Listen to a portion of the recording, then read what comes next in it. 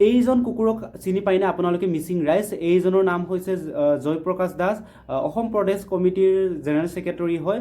আৰু এইজন কুকুৰৰ নিচিনাকৈ কেইদিনমান আগতে আমাৰ মিচিং জাতিটোক তুচ্ছ-তাচ্ছিল্য কৰিছে, মিচিং জাতিটোক অপমান কৰিছে, মিচিং জাতিটোক চোৰৰ হাইকা দিছে, বুট চুৰ কৰে বুলি কৈছে নৈপৰীয়া অঞ্চলত। আৰু এইজনে কৈছে লখিমপুৰ নাওবৈচা সমষ্টিৰ নৈপৰীয়া অঞ্চলত থকা সকলে বুট চুৰ কৰে বা চোৰৰ হাইকা দিছে।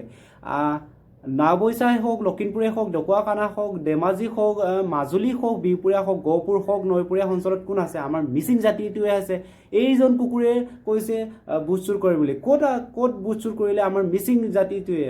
আপুনি আঙুলিয়াই দিব লাগিব ক'ত বুট চুৰ কৰিলে, কেনেকৈ আৰু বুট চুৰ কৰিলে, ক'ত কোনটো জেগাত কৰিলে আপুনি আঙুলিয়াই দিব লাগিব। নহ'লে আপোনাক আমাৰ মিচিং হৈদৈত অঞ্চলত সোমাবলৈ দিয়া নহ'ব। আপোনাক গৰু পহু কেদা দি আমি খেদিবলৈ আমি বাধ্য হ'ম। আৰু আমি সাজু হৈ আছোঁ এতিয়া। আমাৰ গুটি প্ৰজন্মই এতিয়া আমি আপোনাক খেদিবলৈ সাজু আছোঁ। আমাৰ মিচিং হৈদৈত অঞ্চলত যদি কেনিবাকৈ আপুনি সোমায়, আমি গৰু কেদা দি খেদিবলৈ আমি সাজু আছোঁ, আমি উঠি অহা প্ৰজন্মই। এটা জাতিক, এটা জনগোষ্ঠীক অপমান কৰিবলৈ ক'ত সাহস পালি হা? আপুনি নাজানে নেকি? আপোনাৰ বিবেক নাই নেকি? আপুনি বিবেক নথকাৰ কাৰণে এইবিলাক মন্তব্য।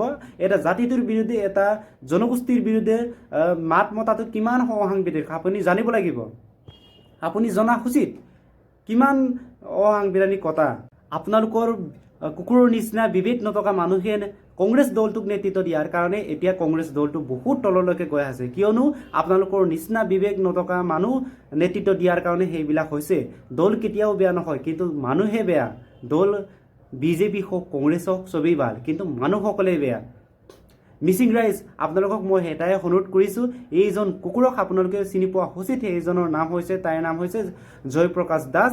এইজনক সকলোৱে আমাৰ মিচিং অধ্যুষিত অঞ্চলত সোমাবলৈ নিদিব। এইজন কুকুৰে আমাৰ মিচিং জাতিটোক অপমান কৰিছে, মিচিং জাতিটোক তুচ্ছ-তাচ্ছিল্য কৰিছে আৰু চোৰৰ হাইকা দিছে।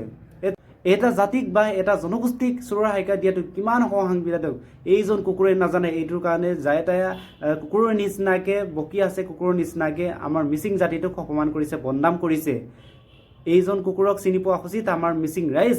এইজনক য'তেই আমাৰ মিচিং হৈদৈত অঞ্চলত সোমাবলৈ নিদিব। চ' আপোনালোকক পুনৰবাৰ অনুৰোধ থাকিল, আৰু এইজনক ভোট নিদিব চবেই।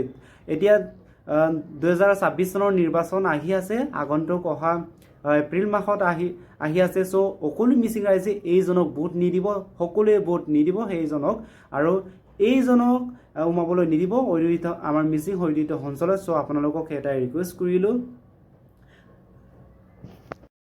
আৰু যিসকলে এনেকৈ বক্তব্য দি আছে, এইসকল জনা উচিত আৰু সাৱধান হওক।